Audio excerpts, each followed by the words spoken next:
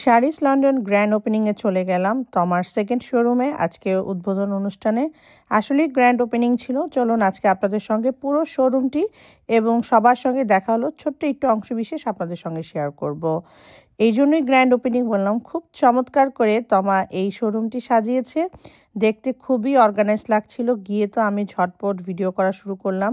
আর আমাদের বাঙালিদের শাড়ির প্রতি যে একটা সফটনেস কাজ করে, দেখলে তো পুরো মাথা নষ্ট হয়ে যায়। আমি ঘুরে ঘুরে প্রত্যেকটা শাড়ি দেখছিলাম। আর আমি কি কেনাকাটা করলাম আজকে সেটা আপনাদের সঙ্গে আজকে একটু শেয়ার করব।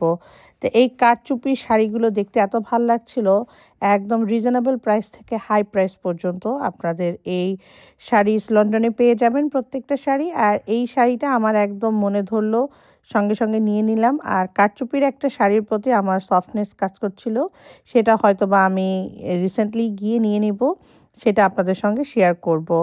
তো অলরেডি আমি আপনাদের সঙ্গে রিলস একটা শেয়ার করেছি, কোনটা নিব সেটা মতামত জানার জন্য। তো আপনারা কিন্তু কমেন্ট বক্সে অবশ্যই জানাবেন।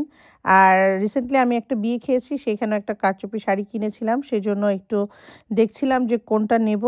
আর এত চমৎকার করে সেই কথা নাহলে পরেই বলবো, আগে তোমার যে শোরুমটা সেটা আপনাদেরকে ঘুরে ঘুরে দেখায় আর সেই সম্বন্ধে একটু বলি।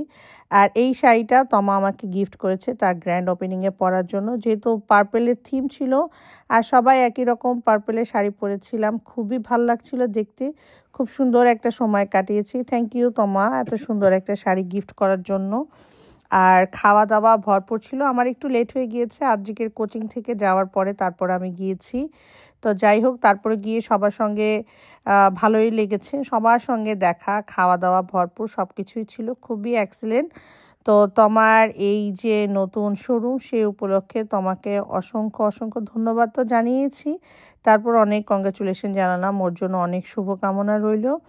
ও আরও সুন্দর করে ওর এই জার্নিটা শুরু করেছে, সেটা যেন সাকসেসফুল হয়। অলরেডি তার ফেন্টি ফ্যাশন যেটা, সেটা তো আপনারা লন্ডনে সবাই জানেন এবং দেশ বিদেশে সব জায়গাতেই তার কিন্তু ডেলিভারির ব্যবস্থা আছে। তো আপনারা অবশ্যই ফেন্টি ফ্যাশনের 3 পিস আর এখন হচ্ছে শাড়িস লন্ডনের। তো এত সুন্দর অর্গানাইজ দেখে খুবই ভাল লাগছিল, আসলে ভিডিও করতেও খুবই ভাল লাগছিল। তবে অনেক ভিড় ছিল, যতটুকু পেরেছি ভিড় সামলিয়ে একটু ছোট্ট করে আপনাদের সঙ্গে শেয়ার করার জন্য।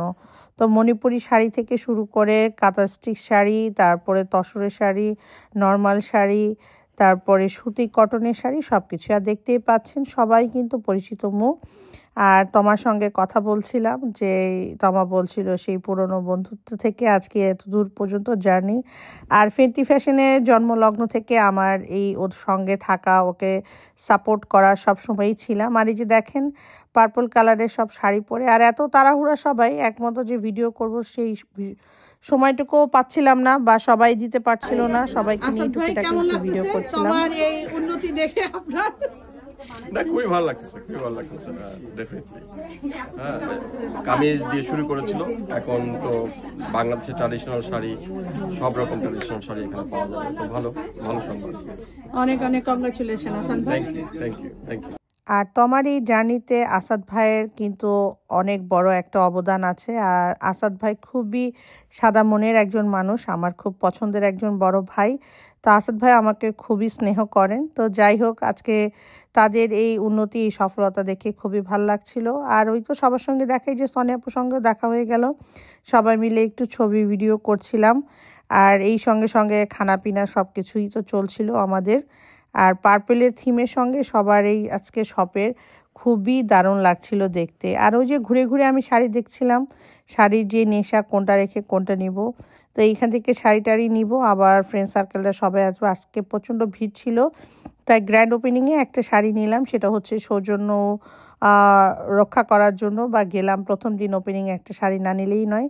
আর পরে দেখে শুনে ঘুরে ঘুরে আবার নেওয়া হবে।